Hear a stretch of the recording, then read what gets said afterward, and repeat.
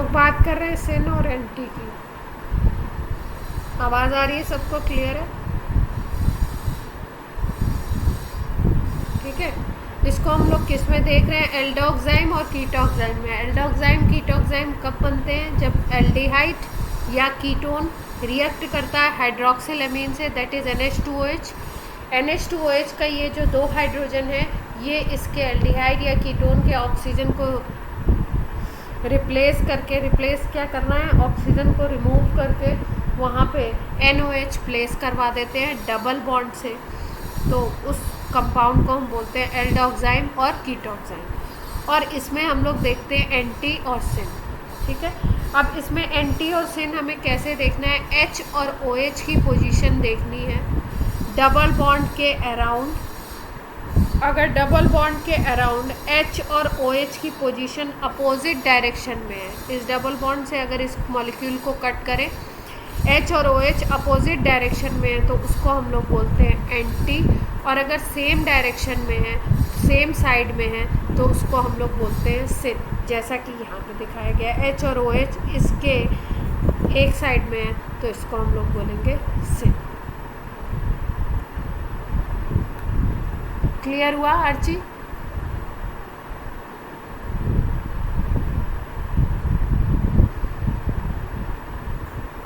कल हम लोग एक क्वेश्चन कर रहे थे, S2 फ्लोरोब्यूटेन किस स्ट्रक्चर से बेस्ट रिप्रेजेंट किया जा रहा है, इसकी बात हो रही। तो S का मतलब क्या है कि कॉन्फ़िगरेशन हमारा कैसा आना चाहिए?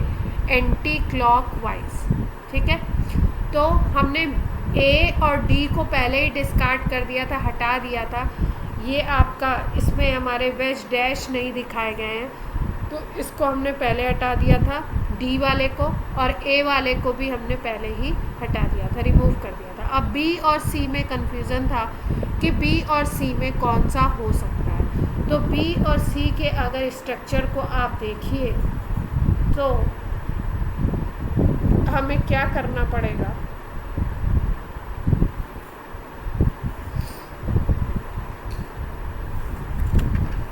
अगर हम B और C को ड्रॉ करते हैं,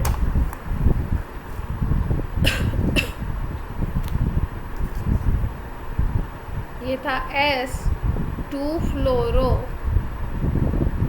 ब्यूटेन हमें बनाना है। S2 फ्लोरो ब्यूटेन का मतलब क्या है? अगर हम देखें B को, अगर हम ड्रॉ करें B ऑप्शन को, तो B ऑप्शन कुछ ऐसा बना हुआ था।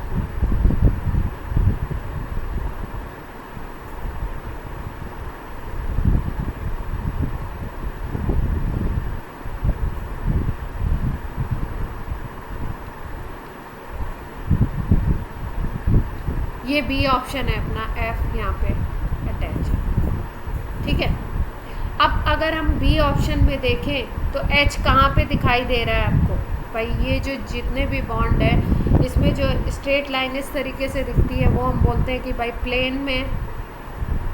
और ये वाले जो बॉन्ड हैं वो कहाँ हैं? एक आपका बिहाइंड द प्लेन है, ये डैश वाला। और आपका जो वेज होता है, इसको हम लोग क्या बोलते हैं? अबव द प्लेन या फ्रंट में बोलते हैं, ऑब्जर्वर की तरफ। इतनी बात सबको क्लियर है? अब अगर इनमें हम लोग प्रायोरिटी देखें, तो प्रायोरिटी के अकॉर्डिंग फ्लोरीन को फर्स्ट नंबर पे रखेंगे। ये दोनों कार्बन कार्बन है, इस कार्बन से 3 हाइड्रोजन अटैच हैं, और इस कार्बन से 2 हाइड्रोजन और एक तीसरा कार्बन अटैच है, इसलिए इसको प्रायोरिटी मिल जाएगी। और ये थर्ड पे चला जाएगा, और ये फोर्थ प्रायोरिटी पे चला जाएगा। इसमें किसी को कोई दिक्कत? ठीक है। अब अगर हम लोग देखें तो H की जो पोजीशन है, वो H की पोजीशन आपकी क्या है? ये H की जो पोजीशन है, H है आपका LPG, लोएस्ट प्रायोरिटी ग्रुप। तो LPG को आना चाहिए आइडियली डैश पे। इसको हमें कहाँ पे लाना है? डैश पे लाना है, इस पोजीशन पे लाना है। अब LPG को अगर डैश पे लाना है, तो हम लोग क्या कर सकते हैं? इस मॉलिक्यूल को रोटेट करके देख सकते हैं। रोटेट करने में होता क्या है? अगर आप हाईएस्ट प्रायोरिटी ग्रुप को ऊपर की तरफ रख लो, अगर हाईएस्ट प्रायोरिटी ग्रुप को आप ऊपर की तरफ रख लो और बाकी को अगर आप रोटेट करते हो 1 2 3 इन तीनों में अगर रोटेशन करते हो तो रोटेशन कुछ इस तरीके से होता है। अगर इसको आपको इस पोजीशन पे लाना है तो आप ऐसे यहाँ से और यहाँ जाओगे आप, ठीक है। इसका मतलब क्या है कि डबल एक्सचेंज हो रहा है, 1 2 इस तरीके से एक्सचेंज हो रहा है। तो आप हाइड्रोजन को अगर इस तरीके से एक्सचेंज करोगे तो सारे के सारे इसी तरीके से एक्सचेंज हो जाएंगे। अब एक्सचेंज करके हम लोग देखते हैं कि कैसे ये पोजीशन हमको मिलती है। अगर ये वाला कार्बन हम सेंटर में बना दें, इसको ऐसे ही बना दो, इसको भी ऐसे ही बना दो, इसको भी आप ऐसे बना दो, और ये बॉन्ड पोजीशन हमने बना दी। अब एक्सचेंज करते हैं, हाइड्रोजन को आप यहाँ से यहाँ ला रहे हो तो इसका मतलब हाइड्रोजन को यहाँ रख दो। अब अगर हाइड्रोजन रिप्लेस होगा तो बाकी सारे भी इसी तरीके से इसी ऑर्डर में रिप्लेस होंगे। तो ये यहाँ पे CH2 CH3 था तो CH2 CH3 भी 1 2 प्लेस जाएगा।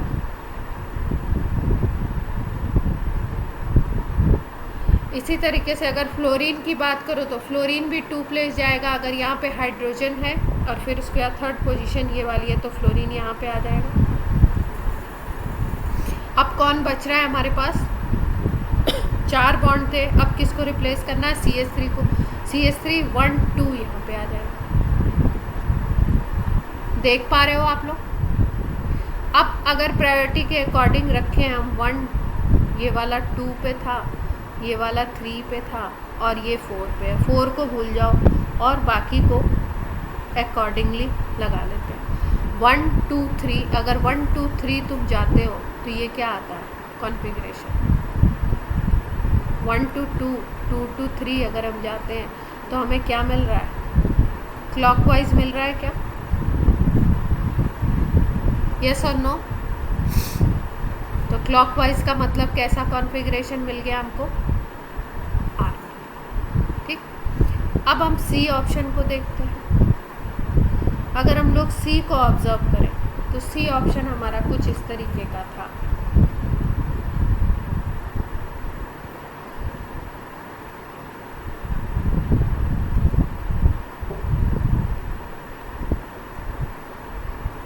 यही तो नहीं बना दिया था मैंने बिल्कुल? नहीं, यहाँ पे फ्लोरीन था।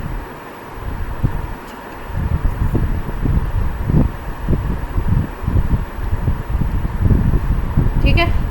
अब आपके H को क्या करना है? एक्सचेंज करना है। तो यहाँ पे H को अगर आप डैश पे ले जाना चाहते हो तो ये राइट हैंड साइड में जाएगा आपका, तो बाकी सब भी ऐसे ही मूव करेंगे।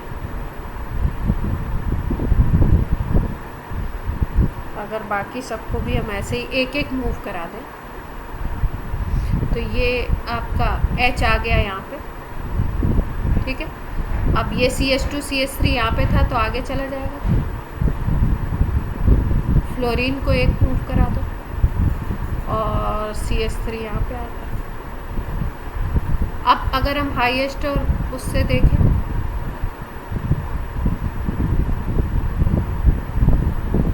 तो क्या आ रहा है इसमें कॉन्फ़िगरेशन? 1 2 3 4 अगर करो तो क्या कॉन्फ़िगरेशन आए?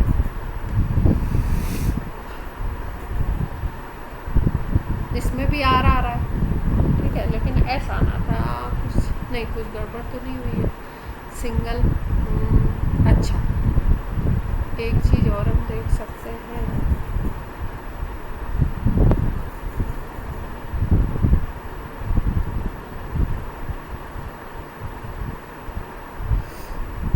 अच्छा एक बात बताओ, ये जो कार्बन है, ये कार्बन में हाइब्रिडाइजेशन कौन सा है?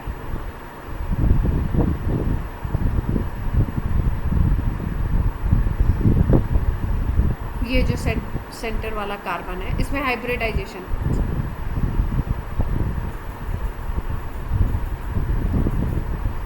सेंटर कार्बन पे हाइब्रिडाइजेशन कौन सा है? sp3, ठीक है। अच्छा, sp3 जो हाइब्रिडाइजेशन होता है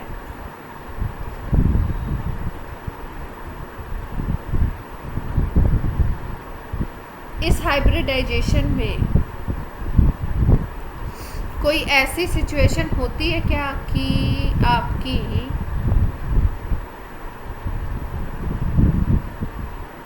कोई बॉन्ड प्लेनर होते हैं क्या? जो 4 बॉन्ड्स हैं ये कोई इनमें कोई 2 प्लेन में होते हैं क्या? एक प्लेन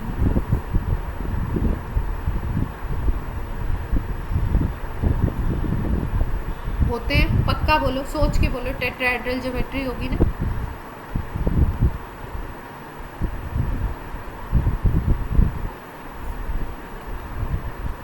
और कोई बोलेगा?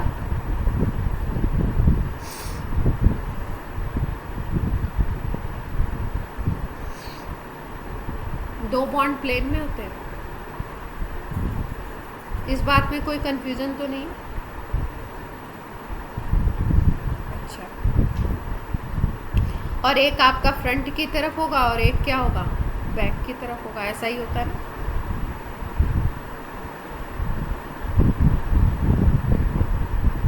अच्छा बताओ, दो बॉन्ड के बीच में अगर 109 डिग्री का एंगल है, ये 109 डिग्री का एंगल है, तो पोजीशन अगर इंटरचेंज की जाए, अगर एक को कांस्टेंट मान लो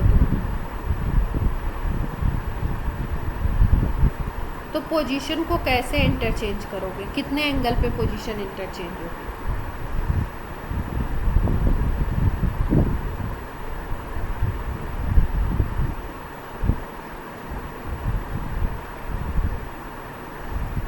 चार बॉन्ड है, एक बॉन्ड को अगर तुम कांस्टेंट मान लो तो बाकी 3 बचे। इसको सपोज तुमने कांस्टेंट कर दिया इस बॉन्ड को, ठीक है? बाकी 3 को तुम रोटेट कर रहे हो, तो इन 3 के बीच में एंगल कितने का होगा? एक प्लेन में अगर हम देखें तो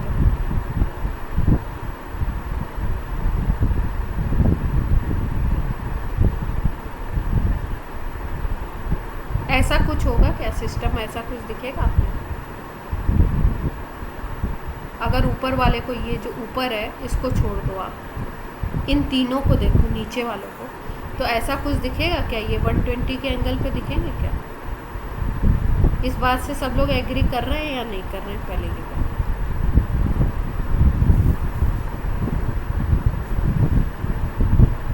उस देखो मैं ये कह रही हूँ, ये समझाना चाह रही हूँ आपको कि जो sp3 हाइब्रिडाइजेशन है उसमें हमारे इस तरीके का अरेंजमेंट हम दिखाते हैं। एक पीछे की तरफ बॉन्ड हो गया, एक फ्रंट में आ गया, दो इस तरीके से ऐसा अरेंजमेंट दिखाते हैं और बोलते हैं कि दो बॉन्ड के बीच में 109 डिग्री का एंगल है, यही बोलते हैं, ठीक? लेकिन अगर ये एबव वाले बॉन्ड को, अगर हम इस बॉन्ड को कांस्टेंट को, मतलब इसको छोड़ दें एक बार के लिए, तो बाकी जो 3 बॉन्ड होंगे, अगर हम कोई ऐसा प्लेन बनाएं, यहाँ पे कोई ऐसा प्लेन ले लें, तो ये जो बाकी जो 3 बॉन्ड होंगे उसमें 2 बॉन्ड्स के बीच में एंगल 120 डिग्री का दिखेगा उस प्लेन में? दिखेगा या नहीं दिखेगा? इससे एग्री कौन कर रहा है, कौन नहीं कर रहा है? कि मतलब किसको ये बात समझ आ रही है, किसको?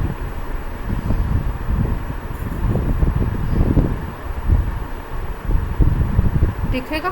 और लोग बोलो भाई, तो आगे बढ़ो, ठीक है? तो अगर ये 120 का दिख रहा है तो कई बार ऐसा होता है हाईएस्ट प्रायोरिटी ग्रुप को हम ऊपर वाली पोजीशन पे रख देते हैं, जैसे ये वाला स्ट्रक्चर है फ्लोरीन, और बाकी को हम इस तरीके से 120 मूव करा के देखते हैं कि 120 मूव कराने पे कैसा मतलब हमको कॉन्फ़िगरेशन मिल रहा है। और उसमें हम क्या करते हैं, जो LPG होता है उसको कोशिश करते हैं कि वो किस पे आ जाए, डैश पोजीशन, मतलब पीछे की तरफ चला जाए। क्लियर है बात?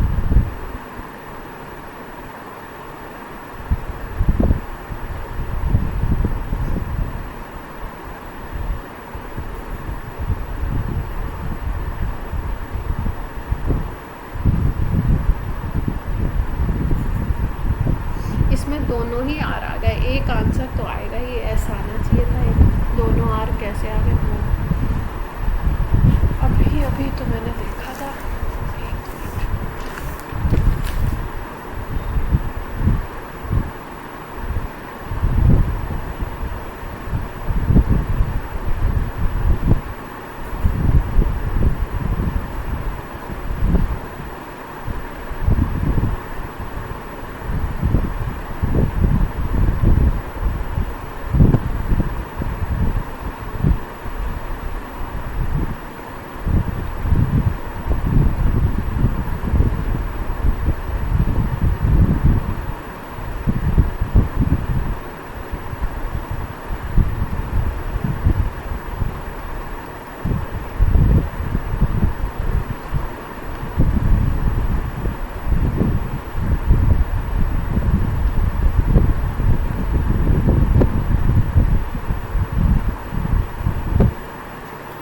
ये स्ट्रक्चर है, ठीक है। अभी इसको बताती हूँ दोनों आर कैसे आ गए। हो सकता है कोई कहीं पे अभी मैंने सॉल्व किया था इसको तो अपना सही आ गया था। अब इस स्ट्रक्चर को देखो कि ये कहीं आया हुआ है, मुझे ईयर याद नहीं है। इसमें आपसे पहले तो पूछा है कायरल कार्बन कौन सा होगा और कितना नंबर होगा इसका, ठीक है। तो अगर स्ट्रक्चर को आप देखो तो कायरल कार्बन कौन सा दिख रहा है, ये डबल बॉन्ड पे आ गए तो ये तो कायरल हो नहीं सकते, sp3 चाहिए ना हाइब्रिडाइजेशन कायरल के। अब बचे कौन कौन से, ये तो साइड वाले हैं तो यहाँ पे 3 हाइड्रोजन दिख रहे हैं तो इनसे कोई मतलब नहीं है भाई। जहाँ पे हाइड्रोजन 3 ग्रुप सेम हो गए तो ख़त्म हो गए। अब इन दोनों में बात करनी है हमें। इसको अगर देखो तो एक CH3 यहाँ पे, एक CH3 यहाँ पे, तो रिपीट हो गया ग्रुप, तो ये भी नहीं होगा। अगर इसको देखो आप तो इसमें क्या हो रहा है, एक आपका H है, एक यहाँ पे CH3 है, एक यहाँ पे डिफरेंट ग्रुप लगा हुआ है CH3CH। इस ग्रुप को अगर हम देखें, ऑब्जर्व करें तो ये वाला ग्रुप है CH3CH। इसको हम कौन सा ग्रुप बोलते हैं, CH3CH। ये वाला जो ग्रुप है इसको हम बोलते हैं आइसोप्रोपाइल। और यहाँ पे इस कार्बन पे अगर आप इधर की तरफ देखो, इस कार्बन पे इधर तो आइसोप्रोपाइल लगा हुआ है, इधर अगर देखो तो CH2 double bond CH attach है यहाँ पे अगर देखो। इसको हम बोलते हैं विनाइल ग्रुप।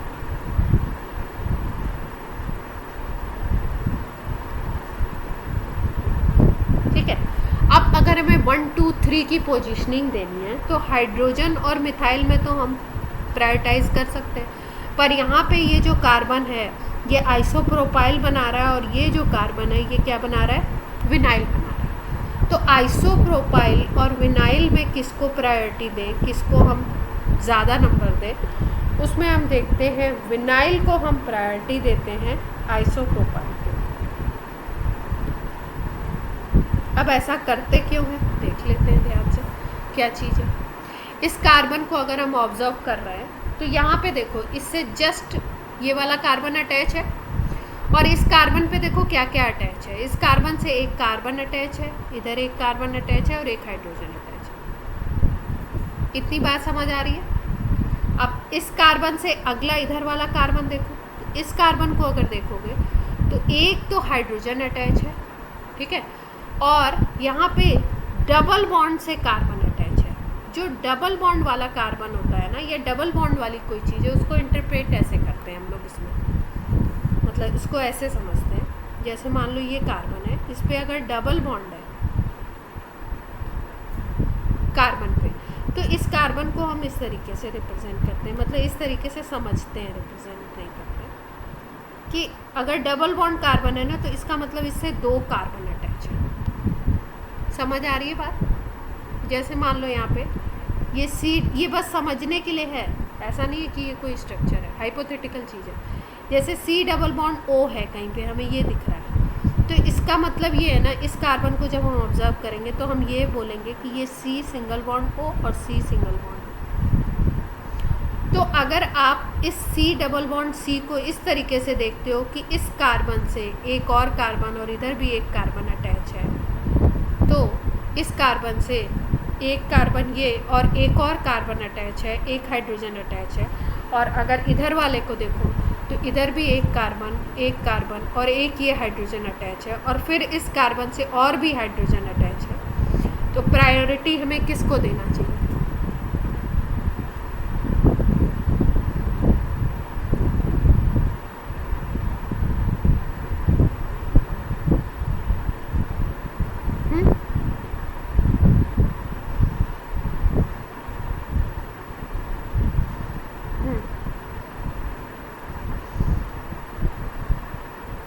तीन कार्बन अटैच है, ठीक है।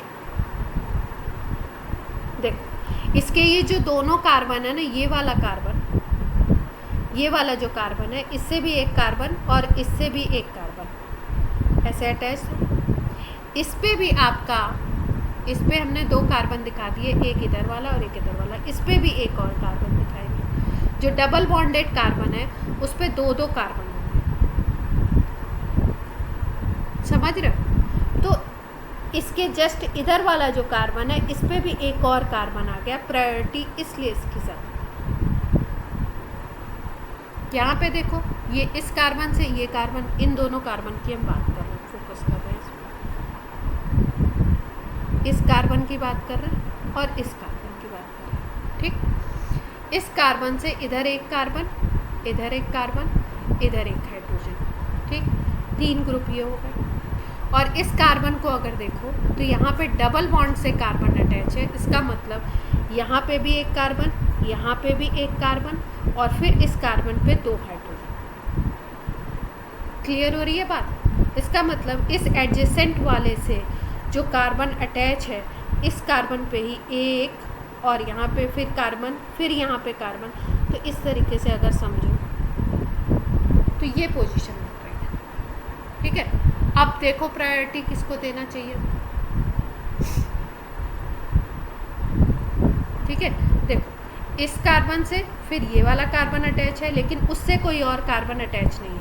लेकिन यहाँ पे अगर देखो तो इस कार्बन से फिर ये वाला कार्बन अटैच है और इससे एक और कार्बन की हम बात कर रहे हैं। ये एक हाइपोथेटिकल कॉन्सेप्ट है, डबल बॉन्ड है तो एक एक कार्बन और लगा दो। ठीक है, लगा के समझ लो, ऐसा ये नहीं है कि ये स्ट्रक्चर है। तो इसलिए विनाइल ग्रुप को प्रायोरिटी मिलती है। जैसे अगर मिथाइल और इथाइल में हम देखेंगे तो हम इथाइल को प्रायोरिटी देते हैं, मिथाइल को कम देते हैं। विनाइल और आइसोप्रोपाइल में विनाइल को दी है। अगर हमारे पास इथाइल आ जाता, इथाइल को प्रायोरिटी किस पे मिल जाती है? मिथाइल पे मिल जाती है। तो अगर विनाइल आपका सेकेंड ग्रुप है, सेकेंड पोजीशन पे आपको देना है, तो फर्स्ट पोजीशन आपकी कौन सी आ जाएगी? फर्स्ट किसको दोगे आप? भाई मिथाइल तो सबसे छोटा है, फर्स्ट आप इसको दोगे, इस पूरे ग्रुप को, इस बड़े वाले को। फिर आइसोप्रोपाइल सेकेंड नंबर पे, फिर थर्ड नंबर पे कौन आएगा? ये वाला ग्रुप आ जाएगा, और फोर्थ पे ये आ जाएगा। आर और एस कॉन्फ़िगरेशन बताना है इसका। तो अब 1 2 3 करके क्या मिल रहा है हमको? कौन सा कॉन्फ़िगरेशन? एच अपना डैश पे, 1 2 3 अगर हम करें तो इस तरीके का बन रहा है। 1 अगर इधर है, 2 अगर इधर है, 3 अगर इधर है, 1 2 3 कर दो तो आपको क्या मिल रहा है? क्लॉकवाइज मिल रहा है। आर कॉन्फ़िगरेशन होना चाहिए। सबको क्लियर है ये बात?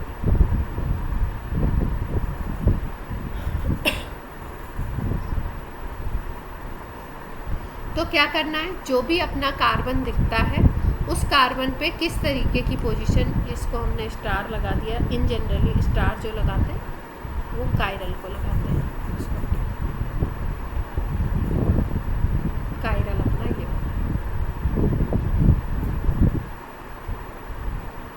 तो ये कॉन्फ़िगरेशन, ये कोई स्ट्रक्चर गिवन था और स्ट्रक्चर में पूछा था कि ये आर है या एस है और कायरल कार्बन कौन सा है उसको बताना था। तो कायरल कार्बन ये वाला, मान लो सारे कार्बन को नाम दे दिया, ये ए कार्बन है, ये बी है, ये सी है, ये डी है, ये ई है, ये एफ है। तो इस तरीके से सारे कार्बन को नाम देते, तो नेमिंग करके आपको पूछ सकते हैं कि कौन सा कायरल है और उसका कॉन्फ़िगरेशन क्या है। क्लियर है बात?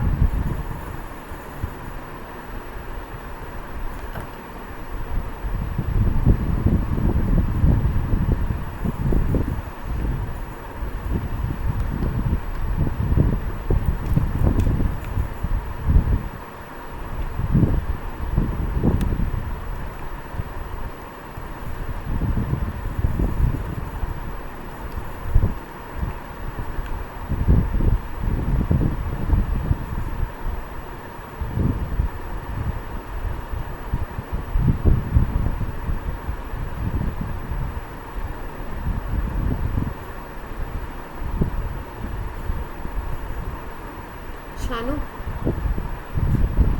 शानू फ़ोन दे दो जल्दी से, किसी को कॉल लगाना है। तुम्हारा क्लास ख़त्म हो गई तो फटाफट दे नहीं पा रहे।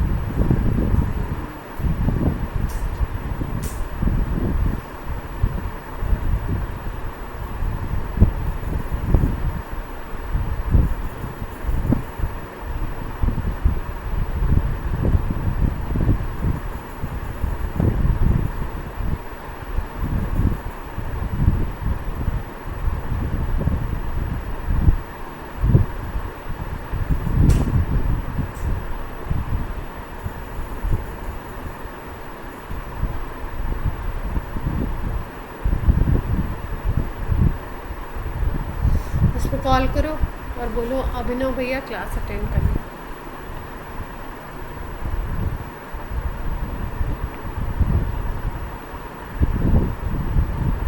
हेलो भैया, आप क्लास अटेंड कर लीजिए।